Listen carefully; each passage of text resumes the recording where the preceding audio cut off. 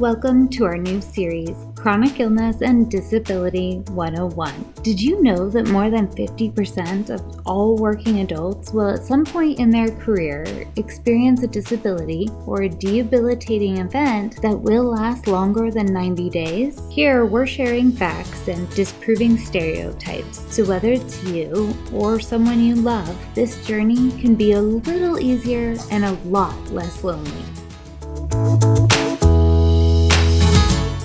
Hello, my friend. I'm so glad that you're here. There are huge misconceptions in our culture about people with chronic illness and disability. One of the biggest, and the one I want to talk about today, is this idea that we should be grateful and consider ourselves lucky or blessed for everything and every accommodation we are given, including our healthcare, as though it's a privilege for us to have a place in or to participate in this able-bodied world. Unfortunately, this misconception lends itself to an idea that because we are given maybe more than we deserve, our voice no longer matters, and the only emotion or feeling that we should express is deep gratitude and appreciation for all that has been bestowed upon us. We get angry, disagree, dare to have a need outside of what we've been given, or seem to cause conflict in any way. People are shocked and angered at our audacity. This is the world we live in every day, and it's not easy. But when these thoughts, feelings, and practices bleed into our healthcare system, difficult turns to dangerous. Chronic illness and disability patients usually require some kind of specialized healthcare. We look high, low, left, right, inside out, upside down, and backwards until we can find someone with the right knowledge, ability, and availability to treat our unique needs. And there's usually not a lot of them. So when we find one, we hold on tight because they become our lifeline, what we feel dependent on to live and survive and to get the care we need.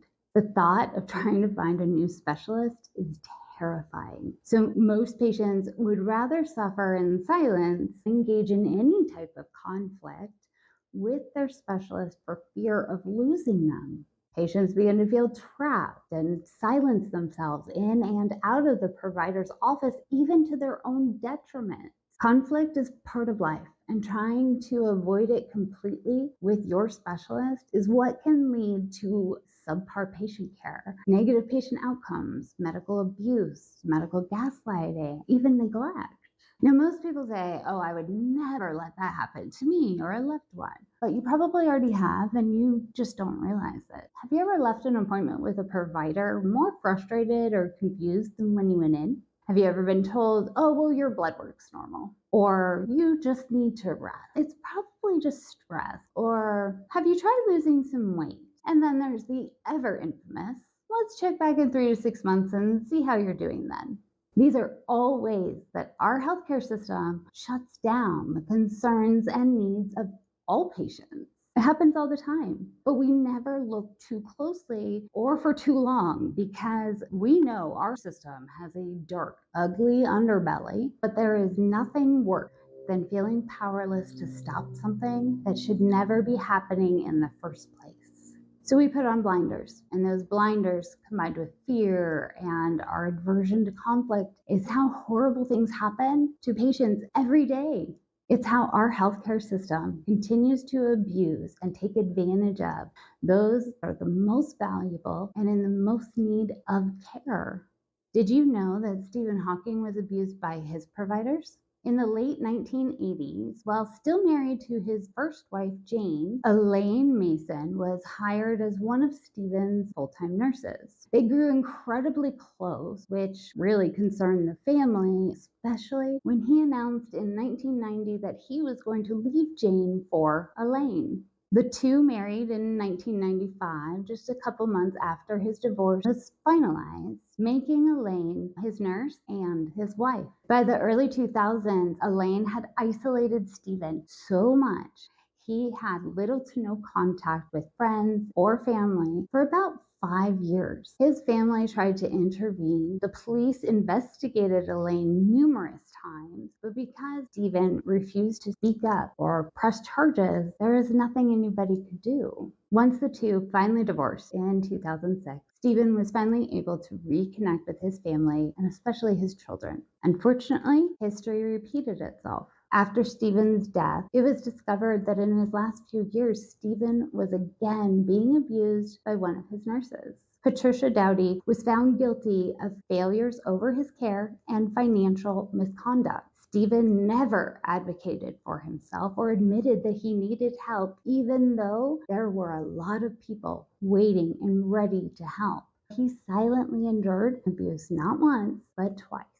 Some people have blamed Stephen's friends and family for not intervening. Some have even blamed Stephen himself for not speaking up. This was not his family's failure, and it was not his failure, but I'm willing to bet that he probably thought it was. As a strong-willed, brilliant perfectionist with a very firm belief in analytics over emotion, the concept of being dependent and limited in his abilities was probably just about the worst thing he could imagine, and he was living it. To now be abused by someone he trusted his care to was probably just too much. When it came down to pride versus protection, he chose pride. You may still think that you would never allow something like this to happen to you or a loved one. But if it can happen to one of the world's most brilliant minds, what is stopping it from happening to you? Long-term care and nursing is not the only place that this is happening. On December 31st of 2022, a 37-year-old Canadian woman went into her local ER only to die after waiting for 7 hours to see a doctor.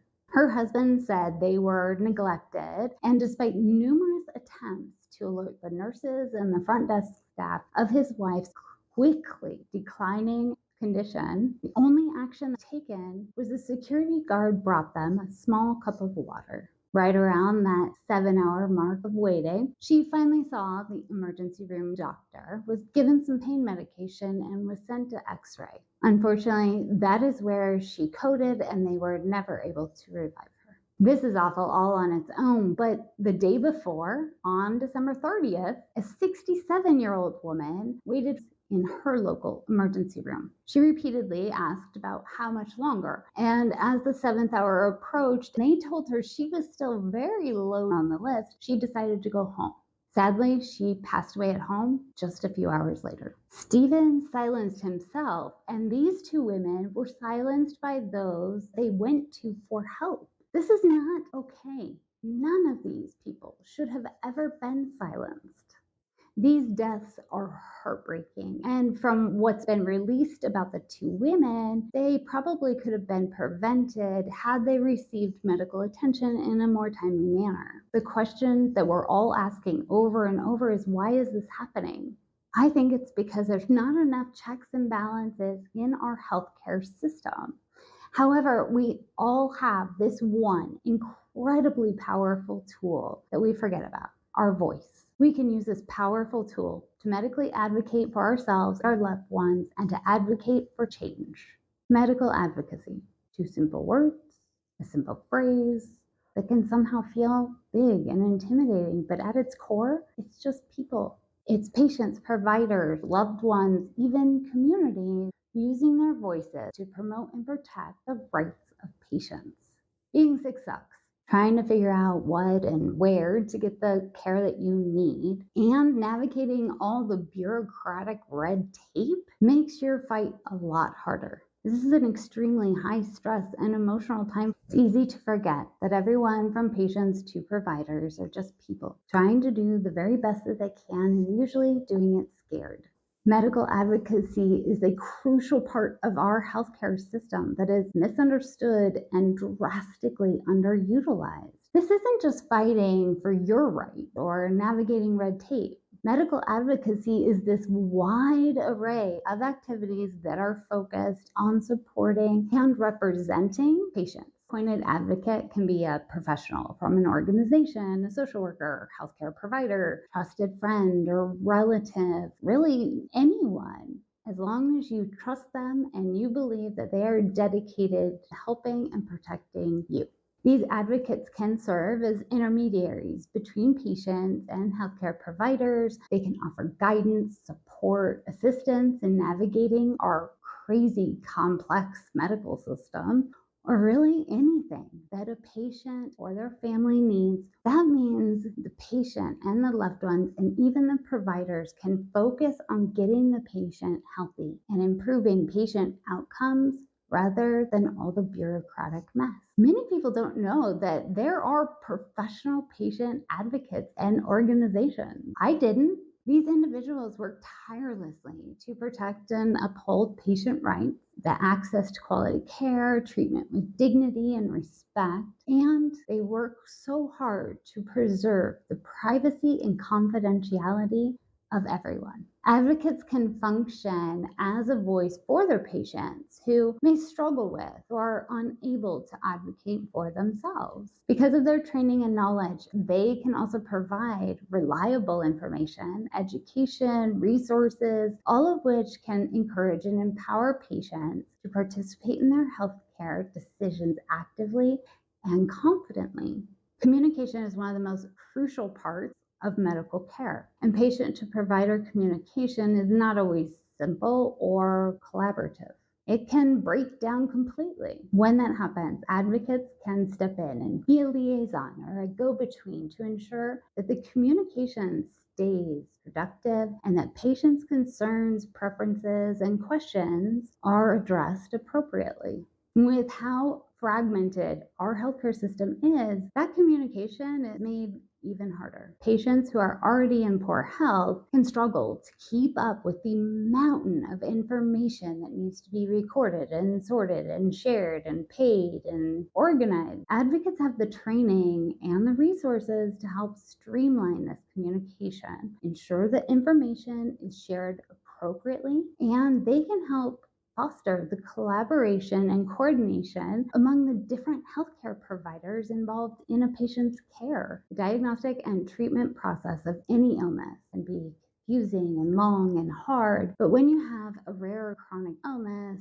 you have a litany of extra tests, information, hoops to jump through, and you usually have no end in sight. It's the worst version of hurry up and wait ever. Developing a patient advocate relationship early on gives the patient someone they know they can depend on that will know their full story. And as their care and medical team changes over time, that advocate can share the appropriate information with the correct providers.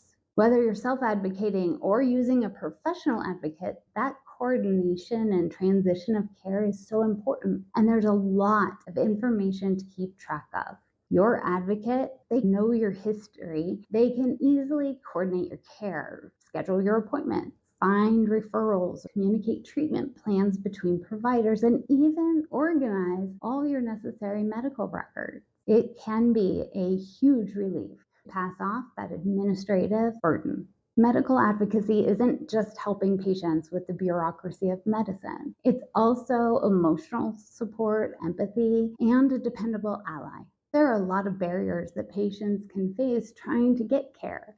Things like financial constraints, language differences, cultural beliefs, or just not knowing what services are available. We don't know what we don't know until we know. Medical advocates can help patients and their families connect with and find the appropriate resources, financial aid programs, interpreters, cultural liaisons, or whatever else it is that they need. It's an indispensable part of our healthcare system, and it isn't used enough.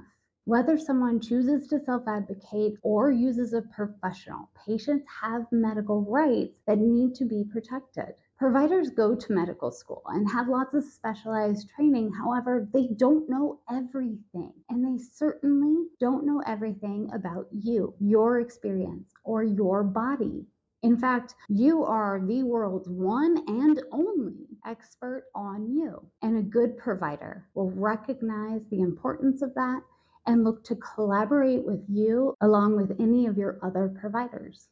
Your treatment and care may be your provider's job, but it is your life. Both roles need to be respected, but at the end of the day, only one of them really matters. Sadly, most people don't understand or know how to medically advocate for themselves. It's a learned skill set that isn't instinctual. It can be tricky and typically requires situational adjustments. However, once you have this knowledge and you understand when and how to use it, the feeling of empowerment is amazing. You don't need a chronic illness or disability to need these skills. Knowing how to be an informed and active participant in your own healthcare helps whether you're just starting your journey, you've been on this road for a while, or just want to learn this powerful skill set. Here are 8 simple practices to make medical advocacy easier and more successful. Number 1, documentation. Your new best friend. Keep written notes on all your symptoms so you can share them with your doctor. Write out your questions before your appointment. Take notes during your appointments. If you don't feel you can do that, bring someone with you that can. Ask for copies of visit notes, test results, and test findings.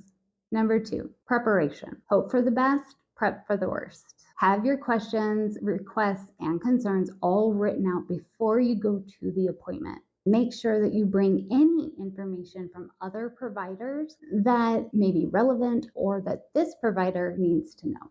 Number 3, scheduling. The who, what, and where of it all. Be on time. Yes, most doctors make us wait, but sometimes they have a little extra time. Always schedule your follow-up appointments before you leave. Verify that you schedule the right type of appointment. Many providers offer different types of appointments that require different amounts of time. So make sure you are going to have the right amount of time for what you need. Number 4, clarity. Could anyone walking by understand what you're saying? Be specific and very clear about your needs to your provider. Ask for clarification anytime that you don't understand what they're saying, because leaving frustrated and confused isn't going to help anyone. Number 5, rights and rules. Patients aren't the only ones with rights. Know your rights as a patient, know what rights your provider has, and make sure that you know what the rules and policies are for that provider's practice. Number 6, education. Knowledge is power. Read, study, research your condition, your doctors, your treatment options, and everything and anything else. The more you know, the more empowered you're going to feel to make educated decisions about your healthcare and ask better questions of your provider. Number 7, conflict management. This is a highly emotional situation. Take a deep breath. You will be upset or scared or sad at some point, but showing your emotions can affect your medical care and not always in a good way. It is okay to disagree with a provider. Express your concerns in a professional manner and ask for the same from them.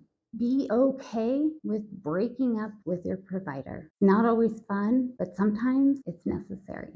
Remember, we're all people. We are imperfect, and most of us are just doing the best that we can. Number 8, the buddy system. You can't do this alone. You need support. There are support groups available in person and online. Find a counselor you're comfortable with. Find someone, not your family, someone who really gets it because they've been in your shoes. Take a friend with you to your appointments so that they can start understanding what exactly that you're dealing with. These 8 things are going to make advocating for yourself or loved ones a lot easier. Be careful not to connect or confuse conflict with advocacy. While advocacy helps you successfully work through conflict, it has the power to do so much more when it's used proactively. The best way to improve your advocacy skills is to practice, and every appointment is the perfect time to do that. I know this can feel overwhelming, so I do have a reference guide available on the website for free download. I hope that this information will help you feel more confident and more comfortable advocating for the needs and the rights of you or your loved ones. Thank you for being here, my friend. Next time, we're going to dive a little deeper into our medical chart.